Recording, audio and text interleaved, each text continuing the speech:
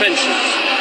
A teacher retiring on a salary of £37,000 would have got £19,000, will now get £25,000. These are fair changes, and I'll tell you why they're fair.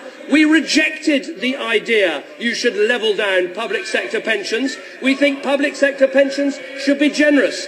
But as people live longer, it is only right and only fair that they should make greater contributions. But what we are seeing today is a party opposite that is in the pocket of the trade union leaders,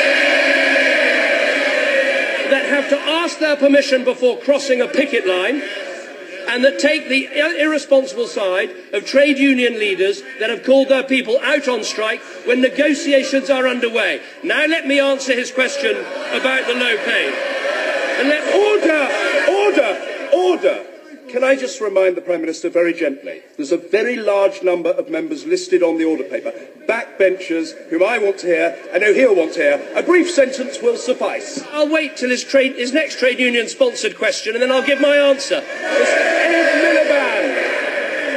Mr. Speaker, I'm proud that millions of hard-working people in this country support the Labour Party. Better that than millions from Lord Ashcroft.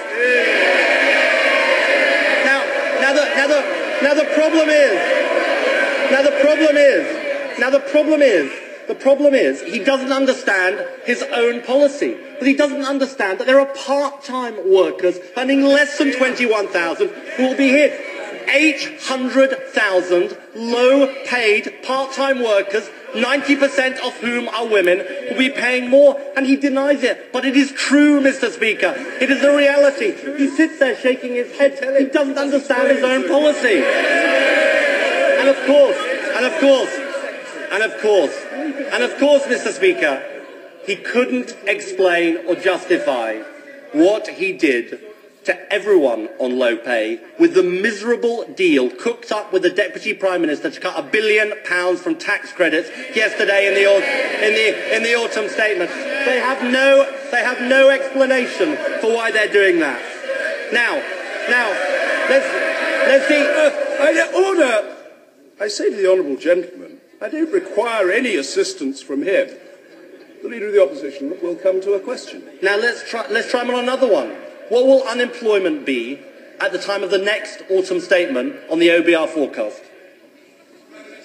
If you compare the end of this Parliament with the start of this Parliament on the Office of Budget Responsibility figures, and let us remember the Office of Budget Responsibility is independent. When he was sitting in the Treasury, the figures were fiddled by the ministers and by the advisers. That no longer happens. What it shows is there will be 500,000 more people in jobs, there will be 90,000 fewer people on the claimant count, and the unemployment rate will be 7.2% instead of 8.1%. That is the OBR forecast. That is not fiddled, that is independent, and that is what it shows. And let me just answer his question, as I wasn't able to earlier about helping the poorest people in our country. It's his party, by the way, that got rid of the 10p tax, the biggest attack on the working poor.